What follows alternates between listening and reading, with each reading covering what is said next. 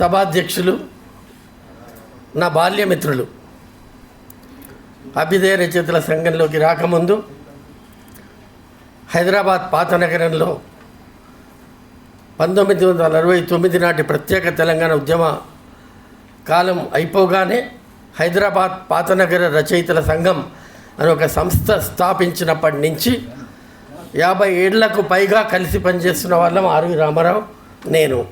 విశాలాంధ్ర దినపత్రిక సంపాదకులు ఇప్పుడు అధ్యక్షత వహిస్తున్న వారికి ఇవాళ అభినందన పొందుతున్న 90 సంవత్సరాల యువకులు నల్లూరు వెంకటేశ్వర్లు గారు, కందిమళ్ళ ప్రతాప్ రెడ్డి గారు, ఏటుకూరు ప్రసాద్ గారు.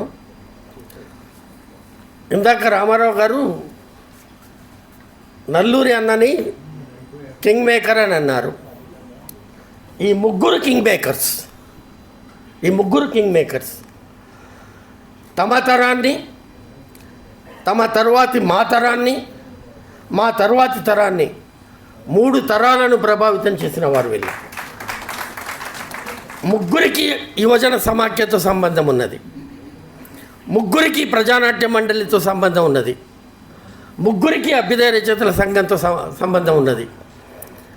అంటే యువజన సాహిత్య సాంస్కృతిక రంగాలను తమ నాయకత్వ ప్రతిభతో అద్భుతంగా నడిపించి 3 తరాలను ప్రభావితం చేసిన వారు 90 ఏళ్ళు అని అంటే నమ్మలేనంత యాక్టివ్గా ఉన్నారు.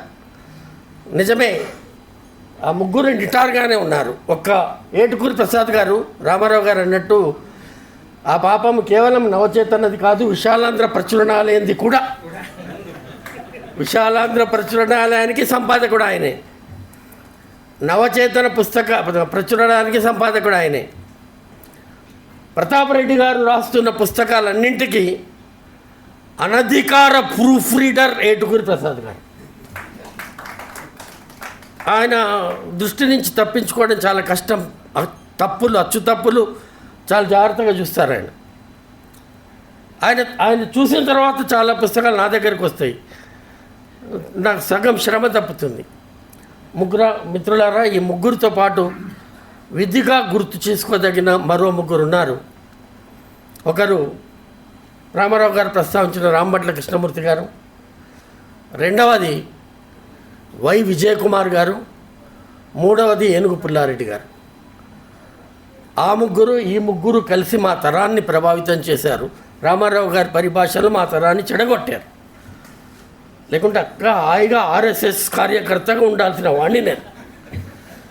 పొరపాటున కాలర్ పట్టుకొని ఇక్కడికి తీసుకురావడం ద్వారా ఇదే విశ్వవిద్యాలయానికి ఒక 3 ఏళ్ల పాటు వైస్ ఛాన్సలర్గా బాధ్యతలు నిర్వహించే స్థాయికి నేను వెళ్ళడం కానీ, విశాలాంధ్ర పత్రికని వాళ్ళు అద్భుతంగా మొన్ననే 100 సంవత్సరాల సిపిఐ ప్రత్యేక సంచికను కూడా రామారావు గారి సంపాదకత్వంలో రూపొందించినట్టు, అది ఆవిష్కరణ జరిగినట్టు వార్త చదివాను. మిత్రులారా, ప్రజానాట్య మండలి ఒక ఉద్యమంగా, అభ్యుదయ రచయితల సంఘం ఒక ఉద్యమంగా, యువజన సమాఖ్య ఒక ఉద్యమంగా రూపొందడానికి, కొనసాగుతూ ఉండడానికి వాళ్ళకి ఒక గొప్ప ప్రభావాన్ని యువజనులపైన, రచయితలపైన, కళాకారులపైన, కలం యోధులపైన చూపెట్టడానికి ప్రధానమైన కింగ్ మేకర్స్ ఈ ముగ్గురు ఇవాళ 90వ జన్మదినం జరుపుకుంటున్నారు. వీరికి ముగ్గురికి హృదయపూర్వక అభినందనలు తెలియజేస్తున్నాను. అట్లాగే ఫిబ్రవరి 1వ తేదీన కేంద్ర సాహిత్య అకాడమీ వారు విమర్శకునితో ఒక సాయంకాలం అని ఒక కార్యక్రమం నిర్వహించబోతున్నారు ఏటుకూరి ప్రసాద్ గారితో. కేంద్ర సాహిత్య అకాడమీ రవీంద్ర భారతి సమావేశ మందిరంలో విమర్శకునితో ఒక సాయంకాలం. అట్లాగే ప్రతాప్ రెడ్డి గారి జీవితము సాహిత్యం పైన వింజవాసిని పిహెచ్డి చేసింది, ఉద్యమ ప్రతాపం అనే పేరుతో పుస్తకం వచ్చింది. బందూక్ నవల పైన అదే అమ్మాయి ఎంఫిల్ చేసింది. గ్రూప్ 1, గ్రూప్ 2 పోటీ పరీక్షల ప్రశ్నపత్రంలో చోటు సంపాదించుకున్న నవల బందూక్. తెలంగాణ సాయుధ రైతాంగ పోరాటాన్ని చిత్రించిన వట్టికోట అల్వార్ స్వామి, దాశరథ రంగాచార్య ఆ తరం తర్వాత అంతే ప్రతిభావంతంగా ఆవిష్కరించిన నవల బందూక్.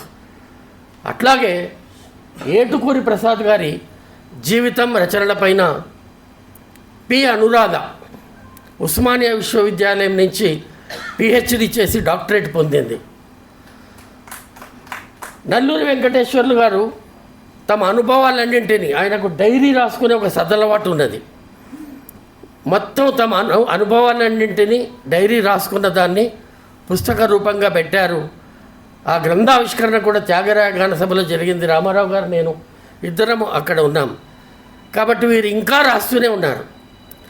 90 ఏళ్ల వయసులో ఇప్పుడు ప్రతాప్ రెడ్డి గారు కూర్చొని 100 సంవత్సరాల కమ్యూనిస్టు ఉద్యమ చరిత్ర పైన ఓ పుస్తకం రాస్తున్నారు. ఇంకా రాస్తూనే ఉన్నారు. ఫోన్ చేసినప్పుడల్లా ఇంకా 2 పేజీలు రాస్తున్నాను, ఫోన్ చేసినప్పుడల్లా ఇంకెనిమిది గుర్తొచ్చినాయి అని చెప్తూ ఉన్నారు. అంత యాక్టివ్గా ఉన్నారు. అన్న ఎలాగో యాక్టివ్గా ఉన్నారు, ప్రసాద్ గారు ఎలాగో యాక్టివ్గా ఉన్నారు. మిత్రులారా, వేదిక పైన ఉన్న పెద్దలందరినీ, గౌరవ కామ్రేడ్ కూనమనేని సాంబశివరావు గారిని, శాంతారావు గారిని, విమలక్కని, మా మిత్రుడు మాదాల రవి గారిని, ధవళ సత్యం గారిని, యూసుఫ్బాయ్ గారిని, ఖాద్రి గారిని, ధర్మేంద్రని, వీళ్ళందరినీ పేరు పేరున సమయము నిబంధన ఉన్నది కాబట్టి ఆయన ఆ సమయం దాటితే లేచి నిలబడే ప్రమాదం ఉంది కాబట్టి ఆయన లేవకముందే అభినందనలు తెలియజేస్తూ వచ్చిన మీ అందరికీ కూడా శుభాకాంక్షలు తెలియజేస్తున్నాను. ఒక మంచి సాయంకాలం, ఫలప్రదమైన, అర్థవంతమైన, ప్రయోజనకరమైన జీవితాన్ని గడిపిన ఈ ముగ్గురు మహనీయులు, అర్థవంతమైన జీవితం, ఉద్యమ జీవితం, ఎన్ని ఆటుపోట్లు వచ్చినా, ఎన్ని ఎడుదుడుకులు వచ్చినా నమ్మిన జెండాను వదలకుండా, నమ్మిన సిద్ధాంతాన్ని వదలకుండా మార్క్సిజం లెనిజం బాటలో, ఆ ఎర్ర జెండా బాటలో పయనిస్తూ ముందుకు సాగుతూ మాలాంటి వాళ్ళము ఇంకా నిలదొక్కుని ఉండడానికి ప్రేరణ ఇస్తున్న ఈ ముగ్గురికి, వేదిక మీద ఉన్న అందరికీ, సభలో ఉన్న ప్రముఖ మిత్రులందరికీ నమస్కారం, అభినందనలు.